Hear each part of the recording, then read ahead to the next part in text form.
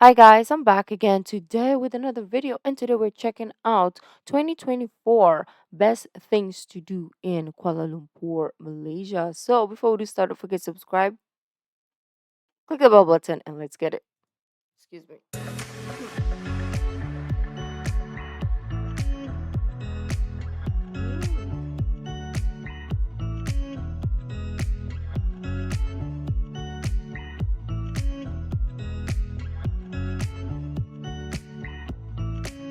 What's going on, everybody? This is Island Hopper TV, and today we're coming to you from Kuala Lumpur with 26 things for you to do while visiting here. Let's go.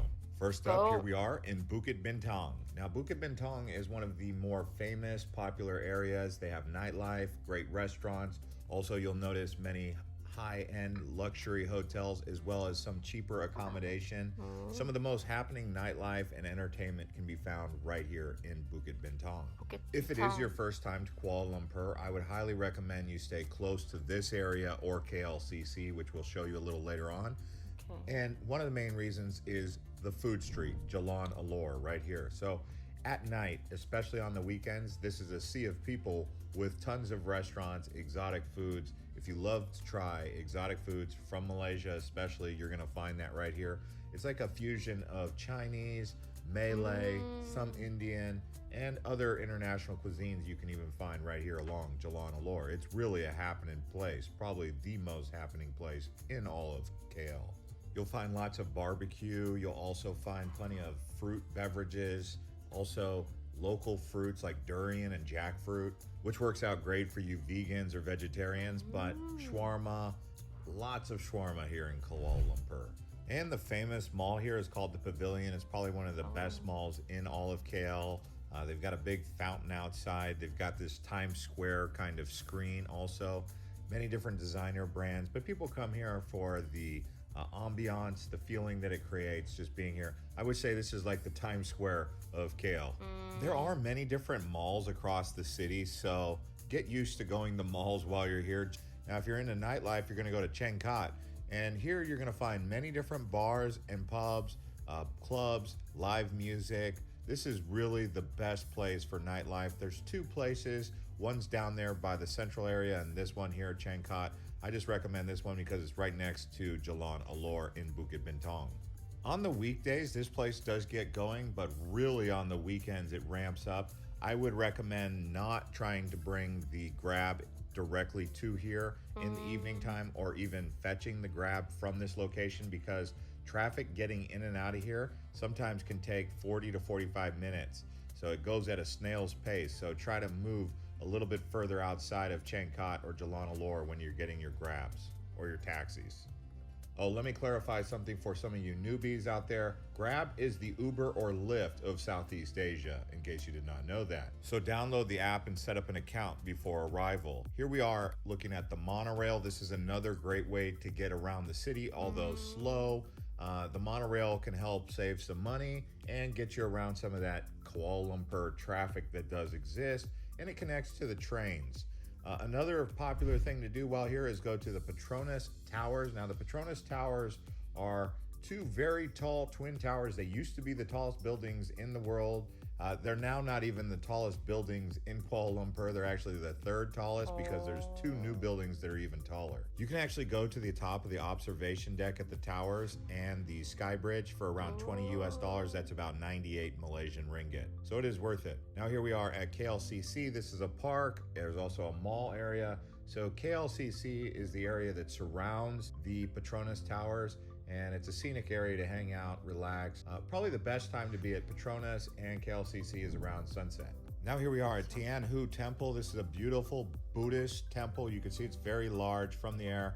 So if you're looking for some cultural experience, this here temple is very beautiful to take pictures, walk Mm-hmm. around, and experience some of that culture with the Buddhists. We have arrived at Chinatown. This here is Jalan Petaling. In case you didn't know, anytime you see the word Jalan, that just means street. So Jalan Petaling means Oh. Petaling Street. And we're in Chinatown here. You'll find shopping, lots of Chinese restaurants, very delicious. This is a good place to go at lunchtime. You're going to see lots of people trying to sell you stuff, and you can get some really good deals here in Chinatown. Mm. As you may have noticed, it was raining in some of these scenes. I'm here in July. That is rainy season. So if you arrive in the months of June, July, August in Kale, be ready for rain. So bring the umbrella. But Same because in Kale's so Philippines. hot, I actually don't mind a little bit of rain occasionally. Now here we are at Batu Caves. This is a Hindu temple. So you saw the Buddhist temple. Now you're seeing the Hindu temple. Now Batu means stone or rock. And so these are basically the rock caves. You go up these stairs that are now painted in the colors of a rainbow. You'll see the big golden deity out front, that statue, and you ultimately walk up and you're in these caves. Once you get up to the top, you can look up and see through the roof up into the sky. It's quite interesting to see this mountain here that kind of towers above Kuala Lumpur with this temple structure. So really a cool place to hang out. And there's also other caves down below where they have some animals and a koi fish pond. Another observation deck where you can get great views is the Menera Tower. This is a lot older than the Petronas Towers or some of the new tall towers that they have. So try and go up here if you're looking for a awesome experience getting 360-degree views. If you get a chance, try and walk across the Saloma Bridge. You can see it's very colorful, especially at night. Here we are at the Genting highlands. Now we're a mile high. That means we're 5,600 feet. That's 1,800 meters. We're quite high when you get up here. Now, it doesn't snow in Malaysia, but you get the idea. It's going to be a lot cooler up here. You're definitely going to need a jacket, so bring that when you come up here because in the evenings it does get brisk. They have gambling, Resorts World up here. Also, some amusement parks. They have a cable car ride that you can take also through the clouds. It's really a beautiful place up here and a lot cooler than Kuala Lumpur in terms of temperature. It does take about 2 hours to get up here, so take that into consideration when hailing a taxi or a Grab. Here we are now at the Perdana Botanical Gardens. Now, this is a nice place to go in the morning time or the evening. There's a lake here. So if you're looking for a relaxing place to get some exercise right in the heart of the city, do check out the Perdana Botanical Garden. It is free all year long. And you can walk through the orchid garden, the hibiscus garden, and that does require a payment of 1 ringgit on weekends. It opens at 9 in the morning and closes at 6 p.m. This here is a look at the KL Bird Park. Now, the ticket price here is around 85 RM. That comes out to around $18 per adult. Children are a little bit cheaper. But here you'll find a wide variety of birds. I actually love going to bird parks. Something I didn't used to do. But when I first went to the Kuala Lumpur Bird Park, then I went to the Singapore Bird Park, I was like, this is cool because some of these birds you'll see are really amazing birds. And the KL Bird Park is really close to the Botanical Gardens as well as this here butterfly garden. So you can do all three in the same day and soak up some of that tropical jungle vibes because these bird park, botanical garden, and the butterfly garden, very lush and it feels good. It's a nice experience, especially early in the morning or early afternoon. Also, if you guys are new here and you're enjoying this video, please consider subscribing to the channel and liking the video as we continue to show you around Kuala Lumpur. Also, consider watching some more of our other videos from Malaysia. We got Langkawi and Penang, so if you're going to Malaysia, definitely watch that, as well as our Singapore video. But let's keep this tour going. And the ticket price to get in here is around 18 RM per adult. That's around $5, $6 per adult, and then $3 per child. Now here we are at the TRX Mall and Rooftop Park. This just opened about 8 months ago. So you can come here and check out this new mall with the rooftop park. You can see up here on the roof, walking around. Really a cool place to hang out in the evening, people watch or just relax. Go for a stroll. This is called TRX Exchange next to the second tallest building in Kuala Lumpur. Now, when I went there, I tried to go to the top of the TRX building because it's so cool. It looks awesome, right? But they said there is no observation deck. I said, well, what are they going to use it for? I guess it's going to be used for offices, office space. But either way, you can still go up to the rooftop, walk around. This is really close to Bukit Bintang also. Now here we are at the Brick Fields, also known as Little India. So it's a cultural experience that you can have. Walking around Little India. Feels like you're in India at the same time you're in Kuala Lumpur because as you know, Malaysia is a mix between Chinese, local Malay, indigenous people, and then Indian migrants as well. So you have three different ethnicities that come together here in Kuala Lumpur. And there is a nice Hindu temple right next to Chinatown, actually. This is Sri Maha Mariamman, and they just renovated it, so it's a really cool Hindu temple to go to.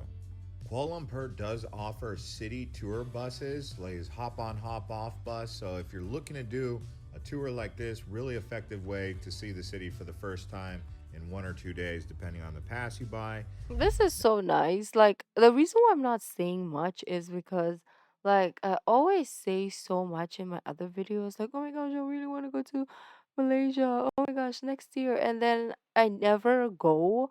So I'm like, I don't want to say anything. Um, just because like maybe you guys are tired of me saying, oh, I want to go. But my question is, I think you guys even answered this already. When is the best month to go? That's all I'm gonna say. But let's continue. To see the city for the first time in 1 or 2 days, depending on the pass you buy. Now, here we are at Merdeka Square. This is actually Independence Park. There's a nice mosque nearby. So, as you can see, Malaysia or Kuala Lumpur is really a blend of three main religions. You have Buddhism, you have Islam, and you have Hindu. Hinduism. Merdeka Square is another place that I would recommend going in the evening time, just after sunset or just before sunset. And then you can walk from Merdeka Square easily to Chinatown. Also, there's a central market, which we'll show you now. So, if you really do like shopping not at modern malls, then Central Market is perfect because you're going to find some of that quality souvenir stuff that you came to Malaysia looking for, more than likely. So you'll find rugs, silks, other types of souvenirs and trinkets, and that all can be found here at the Central Market, or you can go to Chinatown where you'll also find more goods. But Central Market is really where you want to go, especially up on that second level. There's also a Katsuri historical cultural walk right next to the Central Market that you can check out as well. For those of you looking to cool off, you can go to Sunway Lagoon Water Park. Definitely recommend this for those of you with families and kids. Also, something I did here was get a haircut and a gentleman's facial. Obviously, if you're a woman, you would get female self-care. But either way, doing something fun like this for me, it was interesting. I did ear candling, I did a facial, and a unique head massage. These are things you wouldn't get in your home country, at least not in my country of the USA. Another thing that I recommend is riding the train, but this one in particular is the KLIA Express. This is the train that will take you to the airport quite efficiently, faster than a taxi even, and it's more affordable than a taxi or grab, so consider the KLIA Express to the airport. Another thing I enjoy when I come here is getting hotels with rooftop pools, whether it be the Aloft or any of the hotels across the city. You can get great views overlooking the skyline while you're sitting in an infinity pool. So this is something to add to your list. There are some beautiful mosques here in KL, including the Putra Jaya Mosque. That This is one's a bit outside of the beautiful. city, about 30 to 35 minutes. But then inside the city, they also have the National Mosque of Malaysia, which you may find interesting and want to visit. That is also nearby the Central Station, Botanical Garden, and the Bird Park. So you can do all of that in the same day. And that's a wrap from Kuala Lumpur. Watch our Bangkok or Penang video next.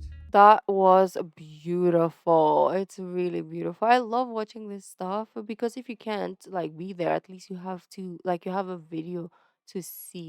You are kind of like there, but in 3D, right? Not 3D, in I don't even know, like virtually or digitally, but not actually. So, anyways, beautiful people, thank you guys for joining. If you are here, if you have any video recommendation, let me know down in the comments, and I will see you in the next video. Bye.